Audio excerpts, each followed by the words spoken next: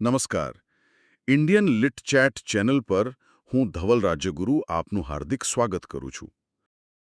કલ્પના કરો કે કોઈ બેન્કિંગ સિસ્ટમનો સર્વર અચાનક ડાઉન થઈ જાય છે અને સાંજે 5 વાગ્યાની એક ટેકનિકલ ડેડલાઇન ચૂકી જવાના કારણે કોઈ પરિવારનું પેઢીઓ જૂનું બાપ-દાદાના સમયનું ઘર ગણતરીની મિનિટોમાં હરાજીમાં જતું રહે. અરે બાપ રે! હા, મતલબ આખી જિંદગીની કમાણી એક નાનકડી ટેકનિકલ ખામી કે નિયમના કારણે કાયમ માટે છીનવાઈ જાય.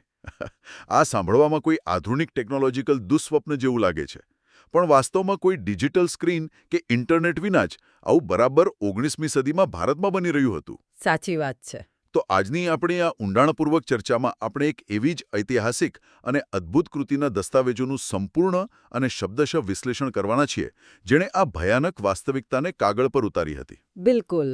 આપણે ઓડિયા સાહિત્યના પિતામહ ગણાતા ફકીર મોહન સેનાપતિની માસ્ટરપીસ નવલકથા 6 માણા 8 ગુંઠા એટલે કે 6 વીઘા જમીનના દરેક પાસાને સમજવાના છીએ. ફકીર મોહન સેનાપતિ, જેમનો જીવનકાળ 1843થી 1918 સુધીનો રહ્યો, તેમણે આ નવલકથા 1897થી 1899 દરમિયાન ઉત્કલ સાહિત્ય પત્રિકામાં ધારાવાહિક રૂપે અને 1902માં એક સંપૂર્ણ પુસ્તક સ્વરૂપે પ્રકાશિત કરી હતી. અને આપણે જો આને મોટા ચિત્ર સાથે જોડીએ તો આ કૃતિનું સાહિત્યિક મહત્વ ખરેખર અજોડ છે. જો આપણે આ નવલકથાને સામાજિક વાસ્તવવાદ અથવા સોશિયલ રિયલિઝમની દ્રષ્ટિએ જોઈએ ને તો તે પોતાના સમય કરતાં અનેક દાયકાઓ આગળ હતી. કેવી રીતે? એટલે જો સામાન્ય રીતે આપણે માનીએ છીએ કે સાહિત્યમાં ખેડૂતો, મજૂરો અને સામાન્ય માણસના શોષણની વાતો સામ્યવાદી વિચારધારાના પ્રસાર પછી શરૂ થઈ. પરંતુ આશ્ચર્યની વાત એ છે કે આ નવલકથા રશિયાની 1917ની ઓક્ટોબર ક્રાંતિના ઘણા દાયકાઓ પહેલા લખાઈ ચૂકી હતી. ઓહ વાહ! મતલબ આટલા વર્ષો પહેલા? હા, એટલું જ નહીં. હિન્દી સાહિત્યમાં ખેડૂતોની યાતના વર્ણવતી મુનશી પ્રેમચંદની પ્રખ્યાત નવલકથા ગોદાન 1936માં પ્રકાશિત થઈ હતી. જ્યારે ફકીર મોહન સેનાપતિએ તેના 40 વર્ષ પહેલાં જ આ અજોડ કૃતિનું સર્જન કરીને ગ્રામીણ શોષણનું અત્યંત સચોટ ચિત્ર રજૂ કરી દીધું હતું. હું તો કહીશ કે આ એક માસ્ટરપીસ છે. આ ખરેખર વિચારવા જેવી વાત છે કે કોઈ લેખક પોતાના સમય કરતાં આટલો આગળ કેવી રીતે વિચારી શકે. ચાલો આપણે આ બાબતને વિગતવાર સમજીએ. મેં શરૂઆતમાં જે બેન્કિંગ સર્વર ડાઉન થવાની અને 5 વાગ્યાની ડેડલાઇન ચૂકી જવાની એનાલોજી આપીને, તે સીધી જ આ વાર્તાના ઐતિહાસિક સમયગાળા સાથે જોડાયેલી છે. બરાબર. વાર્તાનું કથાવસ્તુ 1830ના દાયકામાં સેટ થયેલું છે. 1803માં બ્રિટિશ ઈસ્ટ ઇન્ડિયા કંપનીએ ઓડિશા પર કબજો કર્યો અને તેને પોતાની વહીવટી સરળતા માટે બંગાળ પ્રેસિડેન્સી સાથે જોડી દીધું. હા, અને ત્યાંથી જ બધી મુશ્કેલીઓ શરૂ થઈ. એક્ઝેક્ટલી. અહીંથી જ કાગળ પર લખાયેલા એક નિર્દયી કાયદાએ હજારો પરિવારોને પાયમાલ કરવાની શરૂઆત કરી. આખી વ્યવસ્થાને જ જળમૂળથી હચમચાવી નાખનારા કાયદાકીય શસ્ત્ર બરાબર શું હતું એ સમજવું બહુ જરૂરી છે. ચોક્કસ. આ શસ્ત્ર હતું 1793માં લોર્ડ કોર્નવોલિસ દ્વારા લાગુ કરાયેલ કાયમી જમાબંધી અથવા જેને અંગ્રેજીમાં પરમેનન્ટ સેટલમેન્ટ કહેવાય છે. બ્રિટિશરોને જમીન મહેસૂલની આવક સુનિશ્ચિત કરવી હતી, એટલે તેમણે જમીનદારો પર કરવેરાનો નિશ્ચિત બોજ નાખ્યો. પરંતુ આ વ્યવસ્થાનું સૌથી ક્રૂર અને અમાનવીય પાસું હતું સનસેટ લો, એટલે કે સૂર્યાસ્તનો કાયદો. મતલબ આ સૂર્યાસ્તનો કાયદો એ જ પેલી 5 વાગ્યાની ડેડલાઇન? હા, બિલકુલ. આ કાયદા મુજબ જો કોઈ જમીનદાર નિર્ધારિત દિવસે સૂર્યાસ્ત પહેલા પોતાનું મહેસૂલ બ્રિટિશ તિજોરીમાં જમા ન કરાવે તો તેની જમીનદારી તત્કાળ જપ્ત કરી લેવામાં આવતી અને તરત જ હરાજીમાં વેચી દેવામાં આવતી. સૂર્ય આથમવાની સાથે જ સદીઓ જૂની માલિકીનો અંત આવી જતો. એટલે કે કોઈ જ છૂટછાટ નહીં, કોઈ બહાનું નહીં. જો કોઈ કુદરતી આપત્તિ આવી હોય કે દુકાળ પડ્યો હોય તો પણ સૂર્યાસ્ત એટલે સૂર્યાસ્ત. બિલકુલ. આંકડાકીય માહિતી જોઈએ તો આપણને પરિસ્થિતિની ભયાનકતાનો ખ્યાલ આવે. માત્ર 12 વર્ષના અત્યંત ટૂંકા ગાળામાં એટલે કે 1804થી 1816ની વચ્ચે 52% જેટલા પારંપરિક ઓડિયા જમીનદારોએ પોતાની જમીન અને સત્તા ગુમાવી દીધી હતી. બાપરે, 52%? આ તો બહુ મોટો આંકડો કહેવાય. હા, અને આ માત્ર સત્તાનું હસ્તાંતરણ નહોતું. આ એક આખો વર્ગ વિગ્રહ હતો. જે જમીનદારો પેઢીઓથી જમીન સાથે જોડાયેલા હતા તેમની જગ્યાએ હવે શહેરમાં બેઠેલો એક નવો મધ્યમ વર્ગ સત્તામાં આવ્યો. બરાબર. આ નવા વર્ગને ખેતી કે ખેડૂતો સાથે કોઈ જ લગાવ નહોતો. તેમનો એકમાત્ર ઉદ્દેશ્ય જમીનમાંથી નફો રળવાનો હતો. આ આંકડાઓ ખરેખર હચમચાવી નાખે તેવા છે. અર્ધ માલિકો માત્ર 12 વર્ષમાં બદલાઈ ગયા. પણ મને એક સવાલ થાય છે. આટલી પ્રચંડ ઐતિહાસિક અસર ધરાવતી અને આટલી ગહન કૃતિ હોવા છતાં એવું લાગે છે કે આ નવલકથાને દુનિયા અને બાકીના ભારત સુધી પહોંચવામાં દાયકાઓ લાગી ગયા. જ્યારે આપણે બંગાળી કે મલયાલમ સાહિત્યની વાત કરીએ છીએ ત્યારે તે ખૂબ ઝડપથી વૈશ્વિક મંચ પર પહોંચી ગયો. તો પછી આ ઓડિયા માસ્ટરપીસ કેમ આટલો સમય અંધારામાં રહી? બહુ સારો સવાલ છે. આ બાબત અનુવાદના ઇતિહાસની એક મોટી વિડંબના છે. કોઈ પણ પ્રાદેશિક કૃતિને વૈશ્વિક ઓળખ ત્યારે જ મળે જ્યારે તેનો સચોટ અને સંવેદનશીલ અંગ્રેજી અનુવાદ થાય. આ નવલકથાને અંગ્રેજીમાં સંપૂર્ણ અનુવાદ માટે 6 દાયકા જેટલો લાંબો સમય લાગ્યો. 60 વર્ષ. હા. તેનું મુખ્ય કારણ સેનાપતિની અત્યંત તળપદી અને રૂઢિપ્રયોગોથી ભરેલી ભાષા હતી, જેને બીજી ભાષામાં ઢાળવી અશક્ય સમાન હતી. હા, મેં વાંચ્યું છે કે જ્યારે અનુવાદકોએ પ્રયત્નો શરૂ કર્યા ત્યારે પણ એક લાંબી મથામણ ચાલી. જેમ કે સૌથી પહેલો નોંધપાત્ર પ્રયાસ 1967માં CVN દાસે કર્યો હતો. તેમને ધ સ્ટબલ અંડર ધ ક્લોવન હૂફ નામે અનુવાદ કર્યો. અને CVN દાસનો આ અનુવાદ એક રીતે સક્રિય વિરોધ હતો. તેઓ ઇંગ્લિશિંગનો સખત વિરોધ કરતા હતા, એટલે કે તેઓ પશ્ચિમી વાચકો માટે મૂળ ઓડિયા સંસ્કૃતિને અને ભાષાના લયને ભૂંસી નાખવા માંગતા ન હતા. તેમણે સ્થાનિક શબ્દો અને ભાવનાઓને બચાવવાનો આગ્રહ રાખ્યો. રસપ્રદ વાત એ છે કે એ જ વર્ષે 1967માં ભારત સરકારના પબ્લિકેશન્સ ડિવિઝને પણ એક અનુવાદ બહાર પાડ્યો હતો જે AM અને BM સેનાપતિએ કર્યો હતો. તેનું નામ હતું 6 Acres and a Half. પરંતુ અનુવાદની આ સફર ત્યાં અટકી નહીં. ના, બિલકુલ નહીં.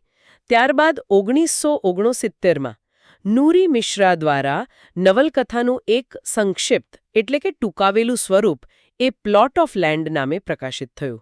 પરંતુ સંક્ષિપ્ત આવૃત્તિઓ ક્યારે મૂળ કૃતિના આત્માને સંપૂર્ણ ન્યાય આપી શકતી નથી. સાચી વાત. અને ગુજરાતી વાચકો માટે તો આ નવલકથા 1982માં મીરા ભટ્ટ દ્વારા 6 વીઘા જમીન શીર્ષક હેઠળ અનુવાદિત થઈને આવી. હા, અને અંતે એક એવો અનુવાદ આવ્યો જેણે ખરા અર્થમાં આ કૃતિને આંતરરાષ્ટ્રીય સ્તરે પ્રસ્થાપિત કરી.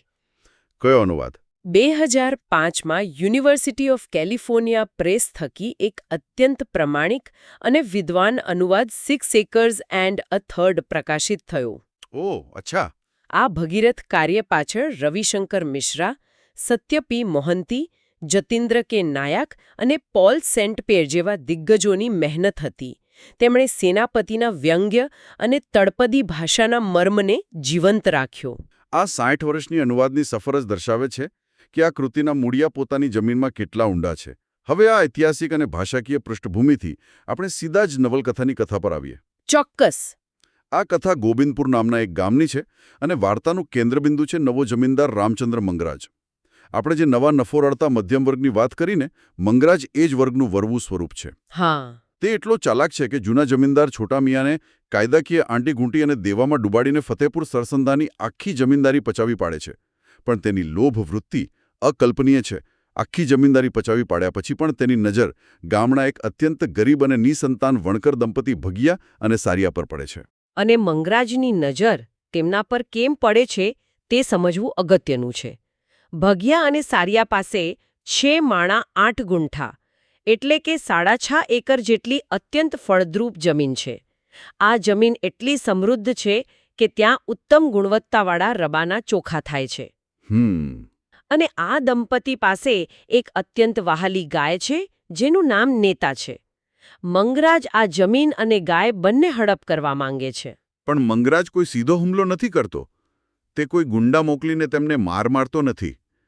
અહીં લેખકે દર્શાવ્યું છે કે સૌથી મોટો અત્યાચાર શારીરિક નહીં પણ માનસિક અને કાયદાકીય હોય છે. બરાબર. અને આ માનસિક અત્યાચારનો અમલ કરે છે મંગરાજની અત્યંત ચાલાક પરિચારિકા ચંપા. ચંપા ખૂબ જ હોશિયાર છે. તે જાણે છે કે શારીરિક બળ કરતાં માનસિક નબળાઈનો લાભ લેવો વધુ સરળ છે. કેવી રીતે? તે સારિયાની નિસંતાન હોવાની પીડા અને સામાજિક લાંછનનો નિર્દયતાથી ઉપયોગ કરે છે. ચંપા ધીમે ધીમે સારિયાના મગજમાં એ વાત ઠસાવે છે કે જો તે બુઢી મંગલાદેવીનું મોટું મંદિર બનાવશે તો દેવી પ્રસન્ન થશે અને તેને ચોક્કસ સંતાન પ્રાપ્તિ થશે. આ ખરેખર હૃદયદ્રાવક છે. એક સ્ત્રીની માતૃત્વની ઝંખનાને શસ્ત્ર બનાવીને તેને જ બરબાદ કરવી. ચંપા આ ધાર્મિક લાલચમાં સારિયાને ફસાવે છે અને પછી તેને ઉશ્કેરે છે કે મંદિર બનાવવા માટે પૈસા ખૂટે છે તો તે મંગરાજ પાસેથી પોતાની જમીન ગીરવે મૂકીને દેવું લઈ લે. પણ મારો એક સવાલ છે, આ કાયદાકીય છેતરપિંડી કેવી રીતે ગરીબો માટે જીવલેણ સાબિત થાય છે? હા, હું સમજાવું. આ એ જ કાયદાકીય જાળ છે જેની આપણે ચર્ચા કરી રહ્યા હતા. ભગ્યા અને સારિયા અત્યંત ભોળા છે. તેઓ કાગળ પર લખાયેલા અટપટા શબ્દો, વ્યાજની ગણતરી અને કાયદાની આંટીઘૂંટીઓથી સાવ અજાણ છે. બરાબર. તેઓ દેખીતી રીતે માત્ર એક લોન એગ્રીમેન્ટ પર અંગૂઠો મારે છે. પરંતુ દેવાળિયા થવાની આ આખી યોજના પહેલેથી જ નક્કી હતી. તેઓ ભારે વ્યાજવાળું દેવું ચૂકવી શકતા નથી અને પરિણામે મંગરાજ કાયદેસર રીતે અદાલતની મંજૂરી સાથે તેમની 6 માણા 8 ગુંઠા જમીન જપ્ત કરી લે છે. અરે રે! એટલું જ નહીં, તે બળજબરીથી તેમની પ્રિય ગાય નેતા પણ છીનવી લે છે. પોતાનું સર્વસ્વ, આજીવિકા અને વહાલી ગાય લૂંટાઈ જતા આ ગરીબ દંપતી સંપૂર્ણપણે તૂટી પડે છે. જમીન અને ગાય છીનવાઈ જતા સારિયા મંગરાજના ઘર બહાર ન્યાયની આશામાં ભૂખથી તરફડીને અત્યંત કરુણ રીતે મૃત્યુ પામે છે. અને પોતાની પત્નીનું આ મૃત્યુ અને જમીન છીનવાઈ જવાનો આઘાત સહન ન કરી શકવાથી ભગ્યો પાગલ થઈ જાય છે અને રસ્તા પર ફરવા લાગે છે. હવે પ્રશ્ન એ થાય કે સારિયાના મૃત્યુ બાદ કાયદો શું કરે છે? અહીં એક મહત્વનો પ્રશ્ન ઊભો થાય છે. સારિયાના મૃત્યુ પછી અદાલતનો પ્રવેશ થાય છે. બ્રિટિશરો હંમેશા કાયદાના શાસન અને ન્યાયની વાતો કરતા હતા. પરંતુ અદાલતના દૃશ્યનું માર્મિક વિશ્લેષણ એ દર્શાવે છે કે આ ન્યાયતંત્ર કેટલું યાંત્રિક અને હાસ્યાસ્પદ છે. એટલે કેવી રીતે? બ્રિટિશ ન્યાયાધીશ તબીબી અહેવાલ એટલે કે ફોરેન્સિક રિપોર્ટને જ અકાટ્ય અને અંતિમ સત્ય માને છે. તબીબી અહેવાલ દર્શાવે છે કે સારિયાના શરીરમાં ક્યાંય લોહીના નિશાન નહોતા અને તેનું પેટ તથા આંતરડા બિલકુલ ખાલી હતા. આ શારીરિક પુરાવાને આધારે ન્યાયાધીશ યાંત્રિક રીતે તારણ કાઢે છે કે મૃત્યુ ભૂખમરાથી થયું છે, તેમાં કોઈ શારીરિક હુમલો કે હત્યા નથી થઈ. તેથી અદાલત મંગરાજને હત્યાના ગંભીર આરોપમાંથી સન્માનપૂર્વક મુક્ત કરે છે. શું વાત કરો છો? હા, અને તેને માત્ર ગાય ચોરી કરવાના સામાન્ય ગુના માટે નજીવી સજા ફટકારે છે. આ તો ખરેખર અહીં લેખક આપણને એક બહુ મોટો સામાજિક ભેદ સમજાવે છે. આ નીતિ એટલે કે કાયદો અને ધર્મ એટલે કે નૈતિકતા વચ્ચેનો ભયંકર ભેદ છે. કાયદાની નજરમાં મંગરાજ નિર્દોષ છે, પણ નૈતિકતાની નજરમાં તો તે એક હત્યારો જ છે. સાચી વાત છે. પણ અહીં આ બાબત ખૂબ જ રસપ્રદ બને છે. કાયદાથી બચ્યા પછી પણ મંગરાજ બચી શકતો નથી. આપણે આને દુષ્ટતાની આહાર શૃંખલા અથવા ફૂડ ચેન ઓફ ઇવિલ કહી શકીએ. બિલકુલ. આ ફૂડ ચેન ઓફ ઇવિલ ખરેખર કથાનું હાર્દ છે. જેલમાં મંગરાજનો જ વકીલ રામલાલા કાયદાકીય છેતરપિંડી અને પાવર ઓફ એટર્નીનો દુરુપયોગ કરીને મંગરાજની તમામ સંપત્તિ અને જમીનદારી હડપ કરી લે છે. મતલબ મંગરાજનો શિકાર તેના જ વકીલે કર્યો? હા. જે કાયદાકીય શસ્ત્રથી મંગરાજે ગરીબ ભગ્યા અને સારિયાને લૂંટ્યા, બરાબર, એ જ શસ્ત્રથી વકીલે મંગરાજને લૂંટી લીધો. અને આ સમયે નવલકથામાં એક અત્યંત માર્મિક પ્રસંગ આવે છે. ગામ લોકો જે આ બધું જોઈ રહ્યા છે તેઓ એક ઉક્તિ બોલે છે, હે ઘોડા, તને કોણ ચોરે છે તેનાથી તને શું ફરક પડે છે? બહુ ઝૂંડી વાત છે આ. હા, એટલે કે સત્તાના સ્થાને કોઈ પણ બેસે, શોષણ તો સામાન્ય માણસનું જ થવાનું છે. ત્યારબાદ કથા એક હિંસક અંત તરફ આગળ વધે છે ને? હા. બંને પાત્રોના કરુણ અને હિંસક અંતની વિગતો જોઈએ તો જેલમાં રહેલો પાગલ ભગ્યો જ્યારે મંગરાજને જુએ છે ત્યારે તે હિંસક બની જાય છે અને ઝનૂનપૂર્વક મંગરાજનું નાક કરડી ખાય છે. અને પેલી ચંપાનું શું થાય છે? ચંપા સંપત્તિ લઈને ભાગી રહી હોય છે અને ગોવિંદા નામનો વાળંદ જે તેનો જ સાથી હતો તે ગોપાલપુર ઘાટ પાસે માત્ર સંપત્તિની લાલચમાં ચંપાને મારી નાખે છે, પણ ગોવિંદાને નદીમાં મગર ખેંચી જાય છે. બાપ રે! આ તો કર્મનો સિદ્ધાંત કહેવાય. અને મંગરાજ મંગરાજ છૂટીને આવે છે ત્યારે સંપૂર્ણપણે ભાંગી પડ્યો હોય છે. તેને ભયાવહ દ્રશ્યો એટલે કે હેલ્યુસિનેશન્સ દેખાય છે. તેને પોતાની મૃત પત્ની શાંતાની, ભગ્યા અને સારિયાના ચહેરાઓ દેખાય છે. આ નરકની યાતનાઓ ભોગવતો તે અંતે મૃત્યુ પામે છે. તો આ બધાનો વાસ્તવિક અર્થ શું છે? વાર્તાના અંતથી આપણે એ સમજવા તરફ જઈએ કે આ પાત્રો આપણને શું કહેવા માંગે છે. 19મી સદીના સમાજમાં તેઓ કયા વર્ગનું પ્રતિનિધિત્વ કરે છે? જો આપણે આનું ઝીણવટભર્યું વર્ગીકરણ કરીએ, કોઈ જ વિગત ટાળ્યા વિના, તો સૌથી પહેલા રામચંદ્ર મંગરાજ. તે આ નવલકથાનો પ્રતિનાયક એટલે કે એન્ટી હીરો છે. તે નવો જમીનદાર અને ઉભરતો મધ્યમ વર્ગ છે. તે મહિનાના 4 એકાદશીના ઉપવાસનો ધાર્મિક દંભ કરે છે, પણ તેનો લોભ અતૃપ્ત છે.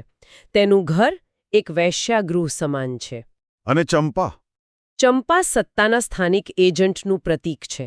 લેખકે તેના પાત્ર દ્વારા પારંપરિક સાહિત્યના સંકુચિત અને લિંગભેદી એટલે કે સેક્સિસ્ટ સ્ત્રી સૌંદર્યના આદર્શોનું કડક ખંડન કર્યું છે. બરાબર. અને ભગ્યા અને સારિયા? તેઓ સીમાંત અને અવાજહીન ખેડૂત વર્ગ છે. સૌથી આશ્ચર્યની વાત એ છે કે નવલકથામાં તેમનો પ્રવેશ ઘણો મોડો થાય છે. એવું કેમ? તેમનો આ મોડો પ્રવેશ એ સામાજિક વ્યવસ્થામાં તેમની અદ્રશ્યતા ઇનવિઝિબિલિટી દર્શાવે છે. બહુ જ પાવરફુલ. અને પેલી શાંતાની, મંગરાજની પત્ની? શાંતાની પરંપરાગત ભારતીય નૈતિકતા એટલે કે ધર્મનું પ્રતીક છે. સત્તા વિના તે એક નિઃસહાય મૂક પ્રેક્ષક છે જે હૃદય તૂટવાથી મૃત્યુ પામે છે. અને અંતે પેલો વકીલ રામલાલા? તે વ્યાવસાયિક વકીલ વર્ગ છે જે નવી કાયદાકીય વ્યવસ્થાનો સૌથી મોટો લાભાર્થી છે. બિલકુલ. આ બધી સામાજિક સત્તાની વાત થઈ. હવે આપણે સાંસ્કૃતિક સત્તા તરફ પ્રયાણ કરીએ. સાહિત્ય કેવી રીતે ભાષાને બચાવવાનું શસ્ત્ર બન્યું એ જાણવું બહુ જ રસપ્રદ છે. હા, આ એક અલગ જ લેવલની વાત છે. હું તમને 1860થી 1870ના ઓડિયા ભાષા આંદોલનની ઐતિહાસિક પૃષ્ઠભૂમિ આપું. ઓડિશા પર બંગાળ પ્રેસિડેન્સીનું શાસન હોવાથી શિક્ષણ અને વહીવટમાં બંગાળી બાબુઓનું જબરદસ્ત વર્ચસ્વ હતું. હા, અને તથ્ય આધારિત માહિતી જોઈએ તો 1870માં કાંતિચંદ્ર ભટ્ટાચાર્ય દ્વારા લિખિત એક પુસ્તક આવ્યું.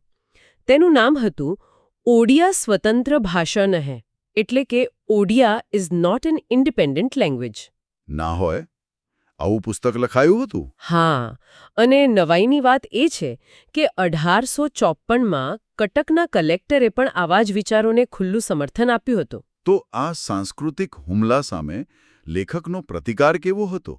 સેનાપતિએ ડિસંસ્કૃતિકરણ એટલે કે ડિસેન્સ્ક્રિટિઝેશનનો આશ્રય લીધો. એટલે શું? એટલે કે તેમણે ઉચ્ચ વર્ગની સંસ્કૃતનિષ્ઠ ભાષાને બદલે ખેડૂતો, વણકરો અને સામાન્ય લોકોની તળપદી રૂઢિપ્રયોગોવાળી જીવંત ઓડિયા ભાષાનો ઉપયોગ કર્યો અને આ રીતે ઓડિયા અસ્મિતાનો પાયો નાખ્યો. લેખકે કઈ ભાષા વાપરી તે તો આપણે સમજ્યા, પણ તેમણે વાર્તા કેવી રીતે કહી એટલે કે એમની કથન શૈલીની ચર્ચા કરીએ. ચોક્કસ. આ કથાકાર તટસ્થ નથી, પણ એક ટ્રિકસ્ટર એટલે કે ધૂર્ત છે. આ ઉત્તર આધુનિક વ્યંગ્યને દર્શાવવા હું નવલકથાનું સીધું અવતરણ આપું છું. કથાકાર કહે છે, અપ્રિય સત્યો ન બોલવા એ જ બહેતર છે. અમને અડધું સત્ય ભૂલી જવાની અને તમને માત્ર બીજું અડધું સત્ય કહેવાની ફરજ પાડવામાં આવી છે. વાહ, આ બહુ જ માર્મિક છે.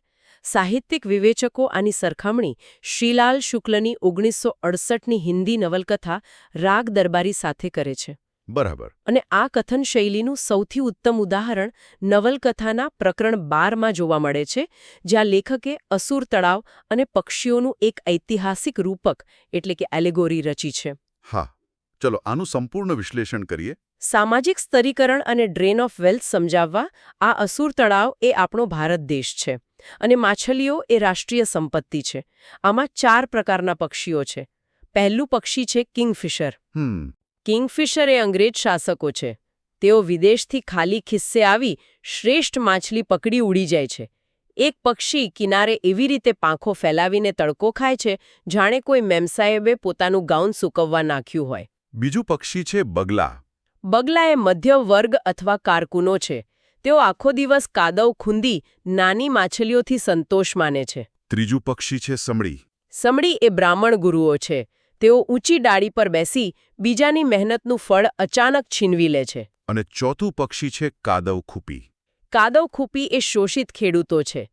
તેઓ સત્તા સમજ્યા વિના મૂર્ખામીમાં શારીરિક શ્રમ કરી શોષણ થવા દે છે.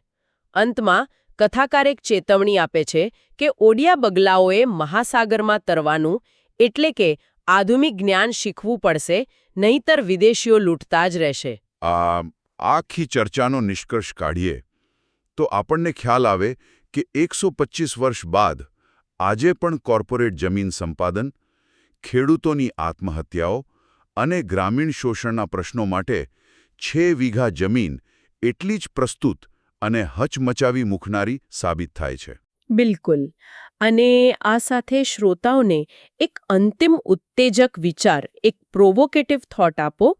આજે આપણે વિચારીએ કે આપણે આધુનિક અને સુરક્ષિત છીએ, પરંતુ શું આજના ડિજિટલ યુગના અટપટા યુઝર એગ્રીમેન્ટ્સ અને અલ્ગોરિધમ્સ એ 19મી સદીના સનસેટ લો અને મંગરાજ જેવા જમીનદારોની કાયદાકીય જાળનું નવું અને અદ્રશ્ય સ્વરૂપ તો નથી ને?